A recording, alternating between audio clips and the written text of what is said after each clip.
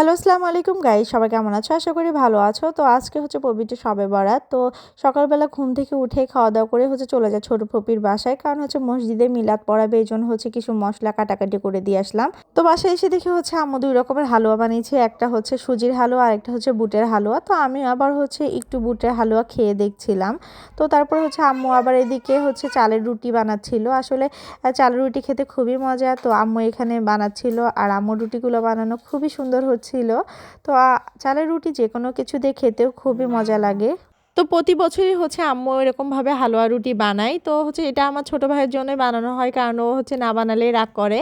তো আমাদের মতো হচ্ছে কার কার বাসায় হচ্ছে হালুয়া রুটি বানানো হয় কমেন্ট করতে কিন্তু ভুলবে না। আর আমি হচ্ছে আম্মুকে একটু হেল্প করছিলাম, এখানে আম্মুকে রুটি বানাচ্ছিল আর আমি হচ্ছে আম্মুকে রুটি ভেজে দিচ্ছিলাম। তো আজকে হচ্ছে সবাই সবার জন্য দোয়া করবে, আমরাও তোমাদের জন্য দোয়া করবো, তোমরা আমাদের জন্য দোয়া করবে যেন আল্লাহ সবার মনের নেক ইচ্ছাগুলো পূরণ করে আর সবাইকে ভালো রাখে, সুস্থ রাখে।